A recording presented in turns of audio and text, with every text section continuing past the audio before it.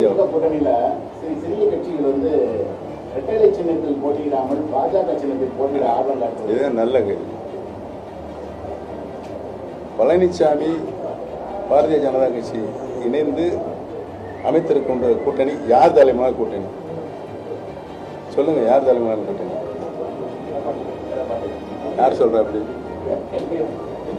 எடப்பாடி பழனிசாமி தலைமையிலான கூட்டணி என்றால் அவர் அழைத்து வருகின்ற கூட்டணி மற்ற கட்சிகள் அவருடைய சின்னத்தில் போட்டியிட விரும்பவில்லை என்றால் எடப்பாடி பழனிசாமி சார்ந்திருக்கின்ற கட்சியினுடைய சின்னத்தை தானே போட்டியிட வேணும். இப்போ பாதி பேர் அந்த தாமரையில் போட்டிடுறாங்க, பாதி பேர் இங்கே போட்டிடுறாங்க. இப்போ யார் தலைமையிலான கூட்டணி? ஆக எடப்பாடி தலைமையிலான கூட்டணி இல்லை என்ற முடிவு எல்லாமே டெல்லி பட்டணத்திலிருந்து உத்தரவு இருக்கிற கூட்டணியாகத்தான் இருக்கு. தமிழகம் முழுக்க சுற்றுப்பயணம் திமுகவில் இணைந்து சுற்றுப்பயணம் மேற்கொண்டு இதுல எடப்பாடி பழனிசாமி அவர்களை மட்டும் நன்றாக ஒரு கடும் விமர்சனங்களை நீங்க முன்வைக்கிறீர்கள். இது எப்படின்னா ஒரு அதிமுக தொண்டர்களையும் திமுக பக்கம் இழுப்பதற்கான ஒரு முயற்சியா? எங்க இருக்காங்க அதிமுக தொண்டர்? கூட டிஎம்கே சேர்ந்துட்டாங்க.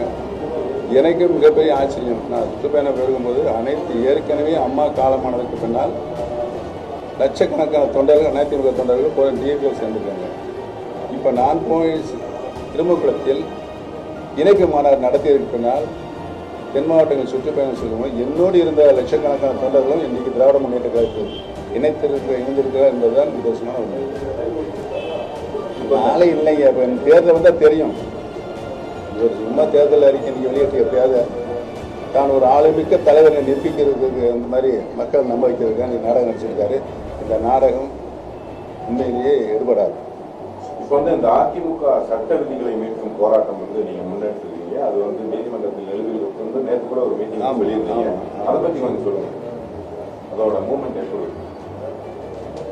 புரட்சி தலைவர் எம்ஜிஆர் அவர்கள் கழக அதிமுக என்ற இயக்கத்தை அரசியல் கட்சி இயக்கும்போது 45 சட்ட விதிகளை அவர் உருவாக்கினார்.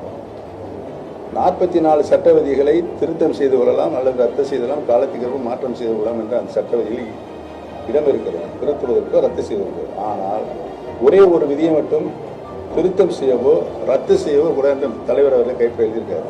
என்ன விதி என்று சொன்னால், கழகத்தினுடைய பொதுச் செயலாளர் என்ற பதவிதான் முதலில் தேர்தல் நடத்தப்பட வேண்டும். அந்த கழகத்தினுடைய பொதுச் செயலாளர் பதவியினை அதிமுகவுடைய தொண்டர்கள் அவருக்கு அந்த உரிமையை கொடுத்திருக்கார். தொண்டர்கள் அனைவரும் தன்னுடைய வாக்குகளை பதிவு செய்வதற்கு தேர்தல் மூலமாக தேர்வு செய்யப்படும் வேண்டும் என்றுதான் பொதுச் செயலாளர் பதவிக்கு அவர் அந்த கண்டிஷனை வச்சிருக்காரு. எல்லாம் மற்ற விதியெல்லாம் திருத்தலாம். ஆனால் இந்த ஒரு விதியை மட்டும் திருத்தம் செய்யவோ ரத்து செய்யவோ தன் கைப்படவே எழுதி வைத்திருக்கிறார். ஆக அந்த விதியை ரத்து செய்வதற்கு யாருக்கும் உரிமை கிடையாது. அதற்காகத்தான் நான் வழக்கு வச்சு உச்சநீதிமன்றம் சென்று வழக்கு போட்டிருக்கிறேன். அதோடு சேர்ந்து பல வழக்குகள் 6 வழக்குகள் இங்கே இருக்கிற உயர்நீதிமன்றத்தில் சென்று உச்சநீதிமன்றம் செல்லும் போது அந்த 6 வழக்குகள் இணைத்து அங்கே ஒரு டைரக்ஷன் கொடுத்துருக்காங்க, வழிகாட்டுதல். இதற்கு முன்னால் இந்த 6 வழக்குகள் சம்பந்தப்பட்ட 6 வழக்குகளும் எந்த தீர்ப்பு வழங்கினாலும் பைண்டிங் ஆகாது. சென்னை உயர்மன்றத்தில் சிவில் சூட்டில் போய் அங்கே நீங்கள் உங்களுடைய வாதத்தை எடுத்து வைங்க. சிவில் சூட் சென்னை உயர்மன்றத்தினுடைய சிவில் சூட் என்ன தீர்ப்பு வழங்கப்படுதோ அதுதான் பைண்டிங் ஆகும். நிரந்தர தீர்ப்பு இறுதி தீர்ப்புன்னு சொல்லப்பட்டிருக்கிறது. அந்த வழக்கை நாங்கள் இன்றைக்கு சென்னை உயர்மன்றத்தில் நடத்தி கொண்டிருக்கிறோம். இன்னும் நிலையில் இருக்கிறோம்.